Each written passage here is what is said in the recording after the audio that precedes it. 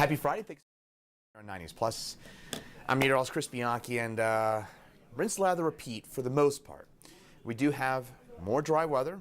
We do have increased fire danger for today, and this weekend looks kind of cool but sunny, but pretty nice fall weather all in all, though we're starting to get a little concerned about maybe some growing drought conditions with just how dry it's been for so long. Thing I will take away from the forecast, two things. One, first and foremost, the high fire danger for today, no outdoor burning, nothing. So if you're playing on a bonfire tonight or anything like that, not tonight, not today. Tomorrow, the weekend, a lot better, but today we do have elevated fire weather concerns. And then number two is that this long dry stretch is going to continue. We will see some fluctuations in those temperatures, but for the most part, it's just going to be really dry and sunny here for the foreseeable future. So, well, get used to this. You're probably used to it at this point already. We haven't had any measurable rainfall for about 12 days at this point, and that stretch is going to continue for us. Start to see those leaves changing here in the near ground in the Denver area. And by the way, watch out for some wildfire smoke as well. I'll have more on that in just a second. So high fire danger for today, and that mild dry stretch does continue. Those are our main takeaways from the forecast. Red flag warning. This is a fire weather warning. This includes all of Weld County, Morgan County, as well as parts of Larimer County, including Fort Collins, and then eastern Adams, Arapahoe, and Elbert counties, and then much of the northeastern plains under those red flag warnings until 6 p.m. today. Again, avoid that outdoor burning. Today is not the day for that. And I would say tonight as well, early tonight. Again, sorry if you're playing on a bonfire tonight. Just please don't. You don't want to be responsible for a fire. Anything that sparks today could spread pretty quick. It's really dry out there, and those winds are going to be pretty gusty as well. So when we're talking about 35 miles an hour, 35 mile an hour winds, that's strong enough to potentially take anything that does, any fire that does spark and make it move pretty quickly here. So with that in mind, here's a look at some of those winds. In Denver, we're probably talking about maybe 20, 25 mile an hour winds, maybe up to 30 just east of the city. But I think here in town, the winds won't be all that strong. That's why those red flag warnings don't include Denver. But just east of here, that's where those winds really do crank on up. And same for our friends just to the north, on up into Greeley and Fort Collins and Fort Morgan. That's where those winds will be especially strong. Now, smoke forecast, this is going to be from wildfires in southwestern Canada as well as into the Pacific Northwest. This would be there's some big fires in British Columbia right now, as well as on up into Montana, Idaho, and Washington State. And we're going to see some of that smoke later on today. We get that northwest flow that will bring in some of that smoke for us. Now, HD Doppler radar, aside from that, is calm this morning, and we expect to stay calm the rest of the day. We're not going to see a whole lot of action here tomorrow, maybe a little something. More on that in just a second. Temperatures right now already up to 70 for us in Denver, and I'll tell you what, I just ticked up our forecast high for today because these temperatures are getting pretty warm pretty early in the day. Mountains 30s and 40s for the most part, a few 50s in the south and western parts of our beautiful state. Now for today, just bumped up our temperature, our forecast for today up to 77, just because I think we have an outside shot at 80. I'll say it too. If we keep warming up at this stretch, we could nick 80 degrees at some point later on today. 77 our forecast high though in town, and that a good 10 degrees above the average for this time of year.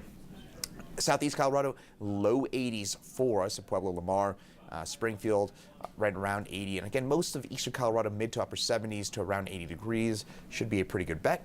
Tonight, typically seasonably cool, with those temperatures mostly in the 30s and 40s for us statewide. And then tomorrow, we cool back down. We get a weak front that drops on through tomorrow afternoon that will bring down our forecast high down into the mid 60s, and as a result of that, we will be talking about, again, those slightly cooler conditions for us tomorrow afternoon. And there we go, loading back up, mid 60s for us, and partly sunny skies. And also for tomorrow, metro area 65 Brighton, 64 Littleton, 64 Boulder, 65 Fort Morgan, and 63 out into Bennett.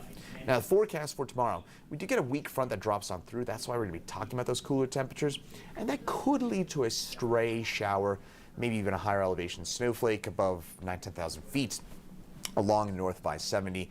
99% of us will be dry and snow-free tomorrow. It is just going to be, again, maybe a few more clouds tomorrow afternoon than what we've experienced over the last little while. And then again, far northern Colorado, maybe at most a few raindrops in the windshield, and maybe a few flakes on up by Rocky Mountain National Park. that'll do it in terms of that rain chance for really the next few days. Once we get past tomorrow, maybe a few more clouds, especially in southwest Colorado. We do have a cutoff low that's kind of spinning its way through the southwest. It could lead to added cloud cover for the southwestern part of the state, so something to watch out for there. And then Monday, Tuesday, we warm back up. We got a lot of sunshine. It's going to stay dry for all of next week. And folks, again, I'm getting a little concerned about how dry it's been. Again, we're closing on 2 straight weeks now of no measurable rainfall, and it's getting a little long here, especially if we go all next week without any measurable precip, which looks to be the case. I think our next even sort of chance for anything looks to be next week, in the following weekend and early the following week, but it's way too far out to get into specifics about that, and that could easily fall apart. So that would be the next possible chance. Another thing to kind of point out here, maybe something that's a bit of good news, is that the snowpack statewide right now where it should be in terms of our season date, and the snowpack numbers started up back on Wednesday. So October the 12th is when they start measuring those snowpack levels. And this doesn't mean anything, to be clear, because we're talking about just such insignificant amounts of snow up into the mountains that what we've got right now, it basically means that there is snow up into the mountains in the highest elevations. But, point is, there's such little snow out there that snowpack doesn't really start to matter until we get into like later November, early December. Also, by the way, if you're heading up into the mountains, general rule of thumb right now, along and north of I-70, we're past peak, but you get south of the kind of Maroon Bells, and you get down into the San Juans, as well as into the Wet Mountains and Sangre de Cristos. That's where it's peaking right now. Even the collegiates, you get kind of from the collegiates on south, and that's where you're going to be looking at those peak colors right now. So if you're looking to do some leaf peeping, it's more 285 now rather than I-70, along north of 70. I mean, we're past peak, but you'll still see some colors out there. It's just not going to be what it was a week or two ago up that way. So, again, top takeaways. It's going to stay dry. Getting a little nervy about it. And number 2, that high fire danger for our day today. And then maybe a stray shower tomorrow in far northern Colorado. Not a big deal. I barely mention it for a reason. Most of us will stay dry. It's too dry at the surface for that. So avoid that outdoor burning.